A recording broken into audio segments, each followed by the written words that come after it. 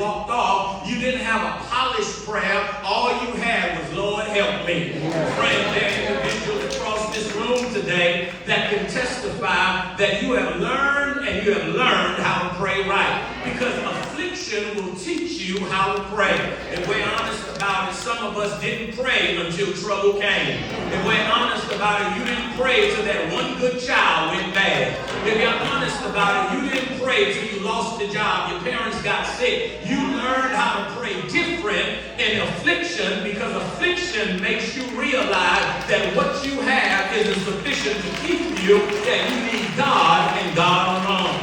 Friends, it's like a pressure cooker that we use to cook. It takes me back to my childhood days when all of us would mount up and show up at grandmother's house during the summertime. How many of y'all remember a pressure cooker? I remember the seasons when Granny would get a big pot of rice, put some beans in it, put a little ground meat in it, and make a pot to last all week long. She would make it and put it in a pressure cooker. And I remember as a little boy, we would see that pressure cooker and the steam coming out of it. And what was so interesting about a pressure cooker is that my granny helped me to appreciate that when it cooked the food, you always knew it was done because when the pressure rose, it made a little whistling noise. Friend, I need you to know that that's what pressure does in the life of the believer.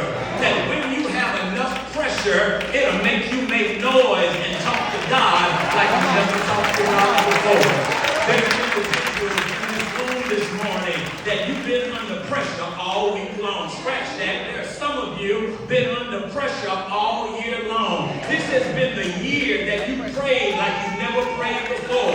This is the year when the steam of life have caused you to make noise in some precarious situation.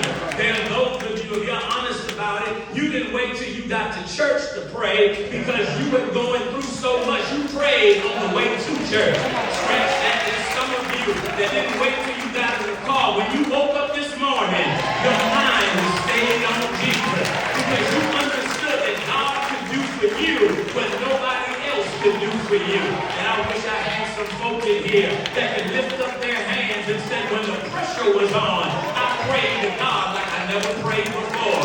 When the pressure was on, I was in my office, closed the door, took my shoes off, got on my knees and began to talk to God. There's some teacher in here who's working for HISD and they're getting on your last nerve. There are some of you where you are dealing with issues that you never dealt with